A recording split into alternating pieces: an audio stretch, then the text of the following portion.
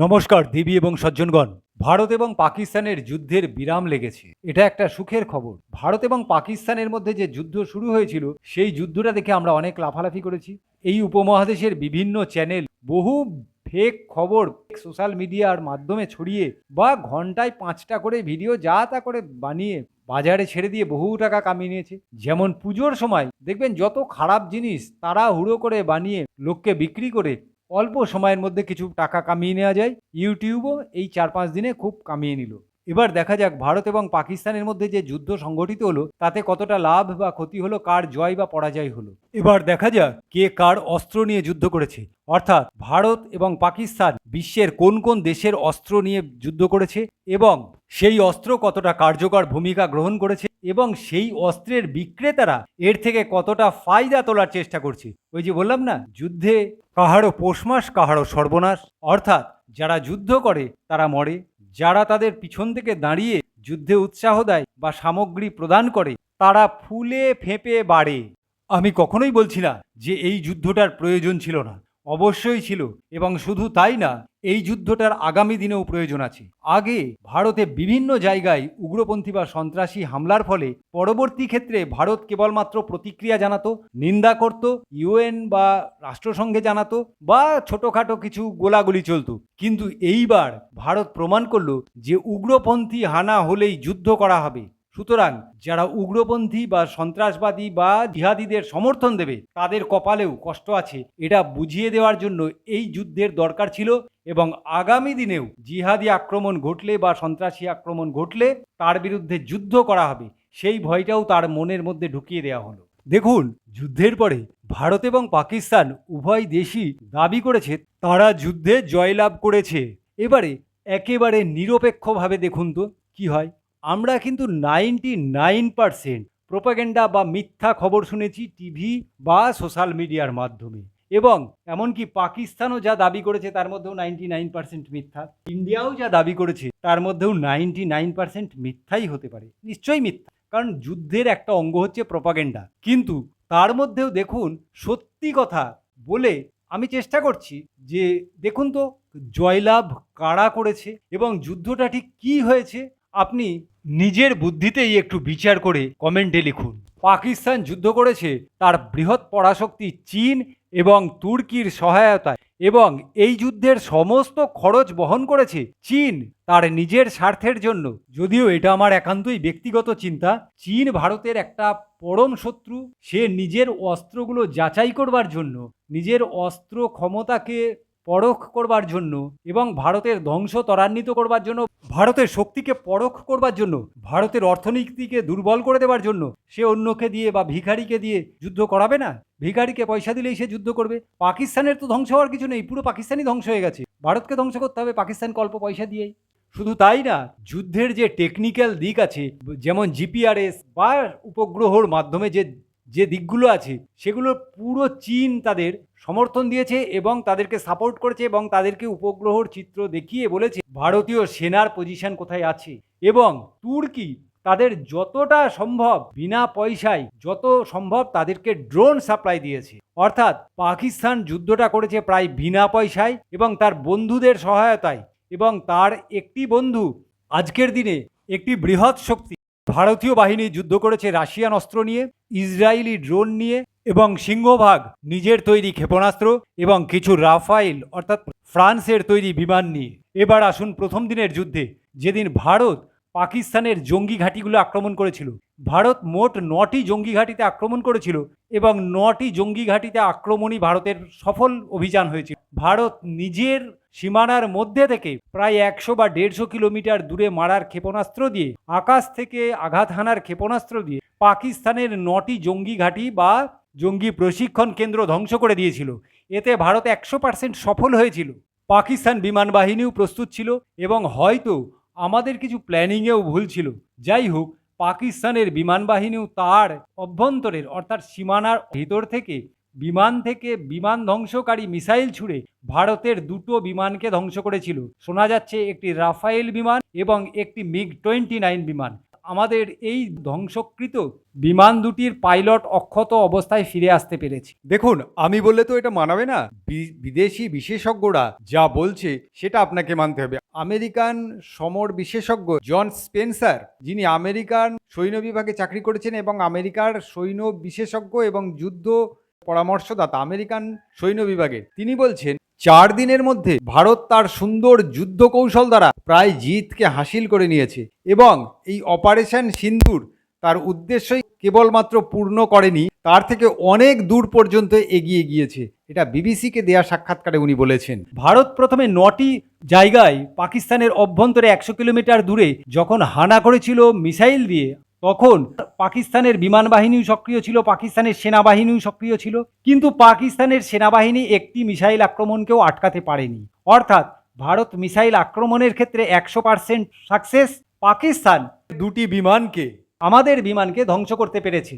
অর্থাৎ আমি মনে করলাম যে আমাদের যদি 9টি জায়গায় আক্রমণ করতে 9টি বিমান বা 10টি বিমান ব্যবহৃত হয়ে থাকে, তাহলে তারা 2টি বিমানকে ধ্বংস করেছে।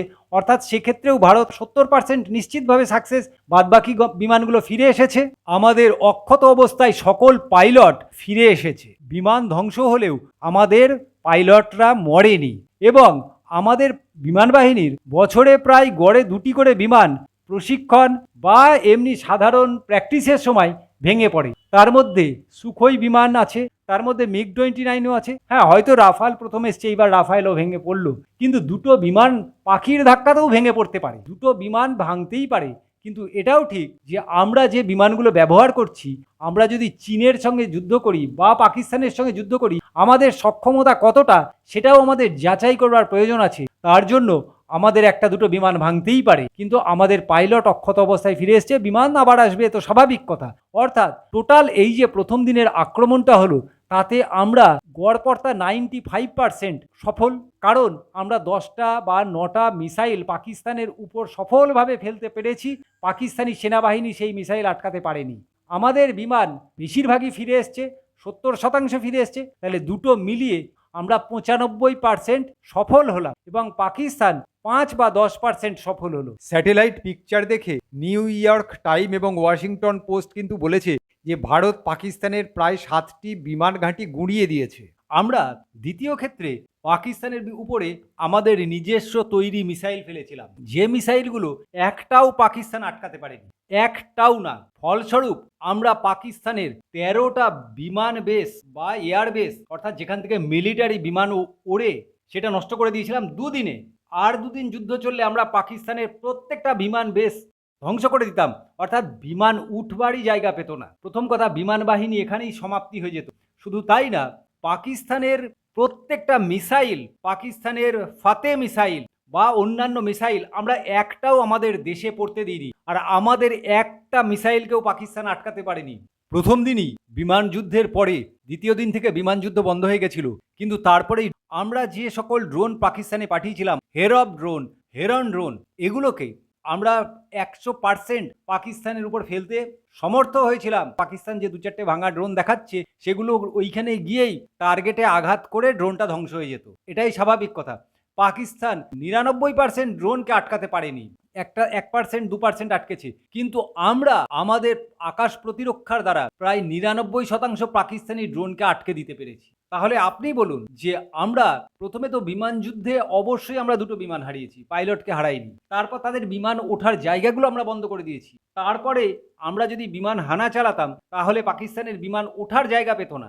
পাকিস্তানের ফতেহে মিসাইল অন্তত পক্ষে 20টি ভারতের দিকে তাক করে এবং ভারতে নিশানা করে ফেলা হয়েছিল। একটি ফতেহ মিসাইলকেও আমরা আমাদের দেশে পড়তে দিইনি। আর আমাদের একটি মিসাইলকেও পাকিস্তান আটকাতে পারেনি।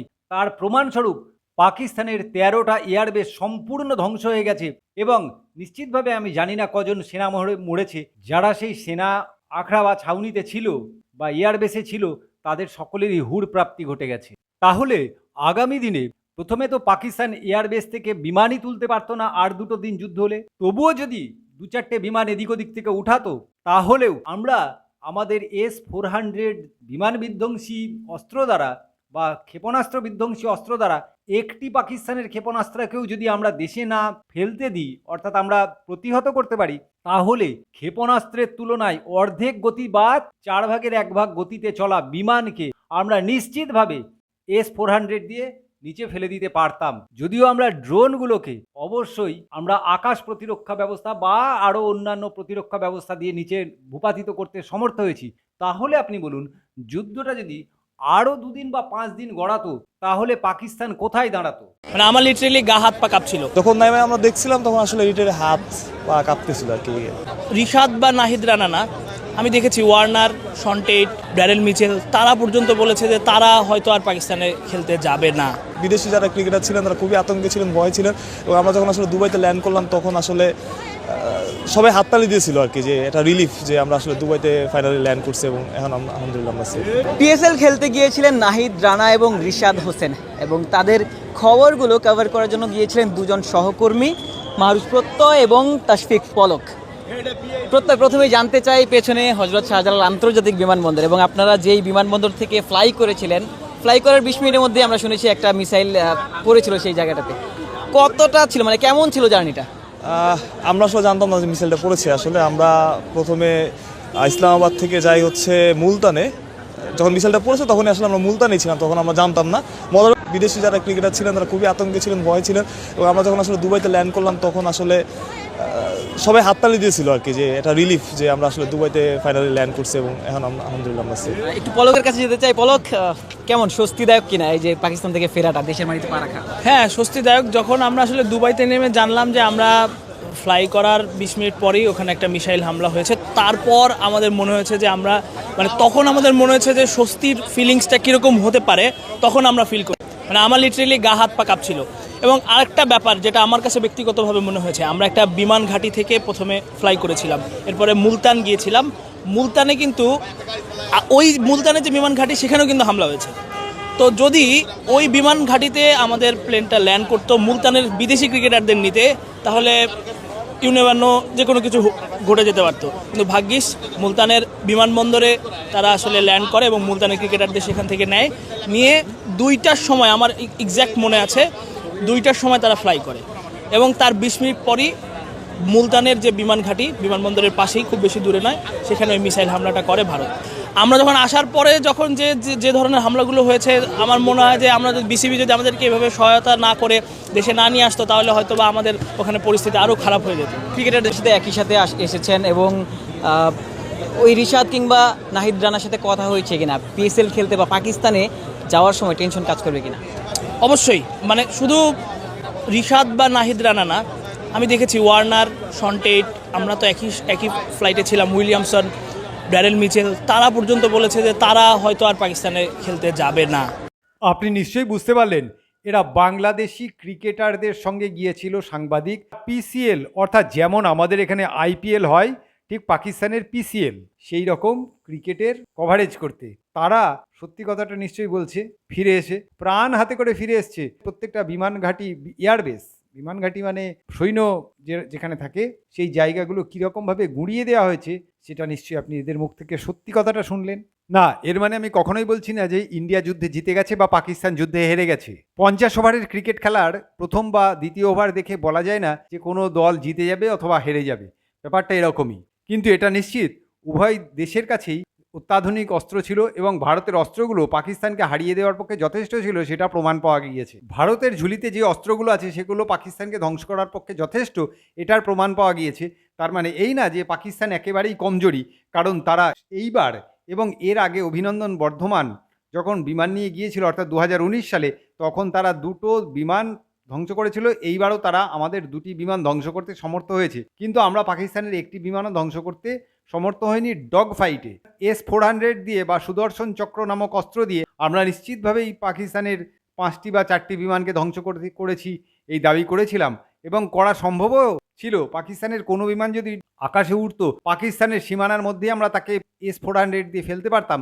সেই ক্ষমতায় S-400 আমাদেরকে দেখিয়ে দিয়েছে এবং পরবর্তীকালে আমরা আমাদের এয়ারফোর্সকে সীমিত ব্যবহার করে আমাদের স্থলভাগকে যথেষ্ট পরিমাণ ব্যবহার করে বা মিসাইলকে ব্যবহার করে পাকিস্তানকে অনায়াসে পরাজিত করতে পারতাম এবং আমাদের মিসাইলের ক্ষমতা পাকিস্তানের মিসাইলের তুলনায় অনেক বেশি, সেটাও প্রমাণিত হয়েছে। চীনের কিছু অস্ত্র অবশ্যই কার্যকর, সেটাও প্রমাণিত হয়েছে।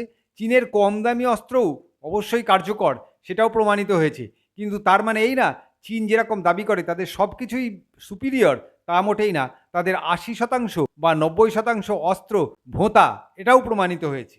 চীনের যে 10% অস্ত্র কার্যকরভাবে সফল হয়েছে, সেই অস্ত্রের কোম্পানিগুলো ফুলে ফেঁপে এক দিনের মধ্যে অনেক শেয়ার বাজারে দাম বেড়ে গেছে এবং তাদের গ্লোবালাইজেশন করতে পেরেছে চীন।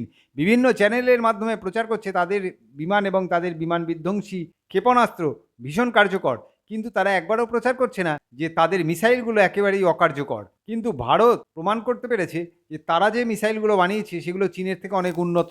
রাফাইল নামক সুন্দর বিমানটি কোনো একটি কারণে একটি বিমান ধ্বংস হওয়ার ফলে তাদের শেয়ার বাজারে ধস নেমেছে। অর্থাৎ ভারত এবং পাকিস্তানের যুদ্ধের ফলে বিশ্বের বহু অস্ত্র বাজারে হালচাল দেখা গিয়েছে। যে সকল অস্ত্রগুলো ভীষণ কার্যকর হয়েছে সেই সকল অস্ত্রগুলোর বাজারে অর্থাৎ শেয়ার বাজারে তাদের দাম একদিনে 50% বেড়ে গেছে।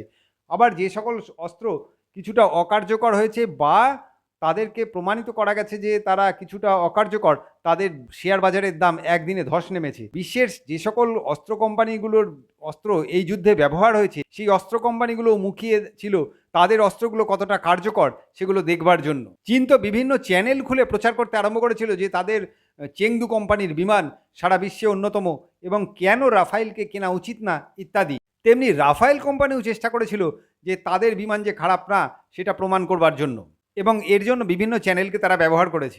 ভারত পাকিস্তানের এই যুদ্ধ বিভিন্ন দেশের অস্ত্র কোম্পানিগুলোকে হয় বড়লোক করে দেওয়ার চেষ্টা করেছে বা বসিয়ে দেওয়ার চেষ্টা করেছে। আমরা বুঝতে পারছি যে আমরা যাদের কাছে অস্ত্র কিনছি সেই অস্ত্রগুলো কতটা কার্যকর।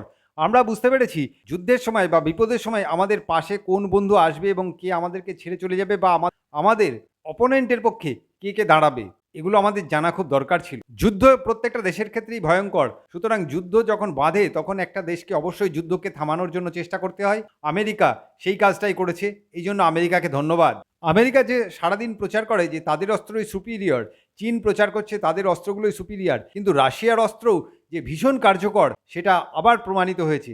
পরবর্তীকালে আমরা অস্ত্র বাজারের জন্য বা অস্ত্র কেনার জন্য বা অস্ত্র চুক্তির জন্য আমেরিকা বা রাশিয়া অন্য কোনো দেশের উপর কতটা নির্ভরশীল হব সেটাও এই যুদ্ধ আমাদের অনেকটা ইঙ্গিত দিয়ে গেছে। সব থেকে বড় কথা হচ্ছে পাকিস্তান বুঝতে পেরেছে ছায়া যুদ্ধ করে বা অল্প টাকার যুদ্ধ করে 2-4টে উগ্রপন্থী ঢুকিয়ে ভারতীয় সেনাবাহিনীকে ধ্বংস করা বা তাদেরকে ক্ষতি করা বা ভারতের বিরুদ্ধে ছদ্মযুদ্ধ চালিয়ে অল্প টাকার বিনিময়ে পার পেয়ে আর যাওয়া যাবে না। অর্থাৎ বাইরে থেকে 2-4টে উগ্রপন্থী পাঠিয়ে কাশ্মীরে বা ভারতের ভিতরে অস্থিরতা সৃষ্টি করতে চেষ্টা করে পাকিস্তান, তাহলে বৃহৎ যুদ্ধের সম্মুখীন হতে হবে।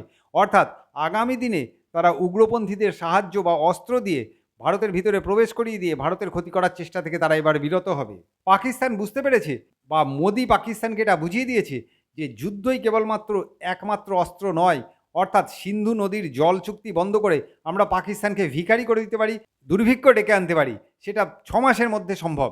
আমরা এটা প্রমাণ করতে পেরেছি পাকিস্তান যতই পারমাণবিক হামলা করব বলে চিৎকার চেঁচামেচি করুক, পাকিস্তানের যতগুলো মিসাইল পরমাণু বোম বহন করে আনবে তার 75%কে আমরা আকাশেই নিষ্ক্রিয় করে দিতে পারবো। কিন্তু আমরা যতগুলো পারমাণবিক বোমা পাকিস্তানের উপর নিক্ষেপ করার চেষ্টা করব প্রত্যেকটাই পাকিস্তানের মাথায় গিয়ে পড়বে। সুতরাং পারমাণবিক যুদ্ধও যদি বাধে তাহলে পাকিস্তানকে আমরা অনায়াসে ধ্বংস করে দিতে পারবো। কিন্তু ভারতের অবশ্যই কিছু ধ্বংস হবে, কিন্তু ভারতের 70% এলাকা বেঁচে যাবে। আমরা বুঝতে পেরেছি পাকিস্তান পূর্ব দিকেও একটা তৈরি হয়েছে, অর্থাৎ বাংলাদেশ সম্পূর্ণ পূর্ব পাকিস্তানে পরিণত হয়েছে। হ্যাঁ, কাশ্মীরের 100% জনগণ, বাংলাদেশের 100% জনগণ পাকিস্তানকে সাপোর্ট করবে এবং পাকিস্তানকে সাপোর্ট করছে, এ তো দেখাই যাচ্ছে, চারদিকেই দেখতে পাচ্ছেন।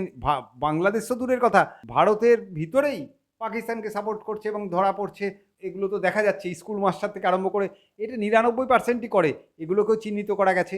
শুধু তাই না, বহু লোক আছে মুর্শিদাবাদ, মালদা, যারা 100% পাকিস্তানকে সাপোর্ট করে বসে আছে। হয়তো পতাকা তুললে পুলিশ ধরবে সেই ভয়ে তারা পতাকা তুলতে পারছে না। বাংলাদেশের জনগণ, বাংলাদেশের সরকার যে আমাদের ব্যাপক শত্রু সেটা ভারতের জানা হয়ে গেল। আগামী দিনে যদি পাকিস্তানকে পূর্ব দিক থেকে যুদ্ধ পরিচালনা করতে হয়, পশ্চিম দিকের সঙ্গে পূর্ব দিকেও বাংলাদেশকে তারা ব্যবহার করবে এবং সেটা ভারত বুঝতে পেরে গেছে এবং আগামী দিনে সেই হিসাবেই বাংলাদেশকে ট্রিটমেন্ট করা হবে, এটাও ঠিক। অর্থাৎ যুদ্ধ থেকে এগুলোই আমাদের প্রাপ্তি। এর থেকেও অনেক বেশি প্রাপ্তি আছে যেটা সৈন্যবাহিনী বা সেনাবাহিনী বা ভারত সরকার বুঝতে পেরেছে, কিন্তু গোদা দৃষ্টিতে এটুকুই এখন আপাতত বোঝা যাচ্ছে। তবে যুদ্ধ দুই দেশের পক্ষেই ক্ষতিকর, কিন্তু যুদ্ধ যদি ক্রমবর্ধমান হতো এবং কন্টিনিউ থাকতো তাহলে পাকিস্তানের ধ্বংস নিশ্চিত ছিল। আর যুদ্ধ থেমে যাওয়ার পরেও আমরা আমাদের শত্রুগুলোকে চিনতে পেরেছি। ফলশ্রুতি হিসাবে আগামী দিনে আমাদের শত্রুদের, বিশেষ করে বাংলাদেশের অবস্থা আরও খারাপ হতে যাচ্ছে, এটাই স্বাভাবিক। বাংলাদেশের বিরুদ্ধে ব্যবস্থা নেওয়াও হচ্ছে, ফলাফল দৃশ্যমান হচ্ছে, এটাও নিশ্চিত। আশা করি আপনারা বুঝতে পারছেন। ধন্যবাদ।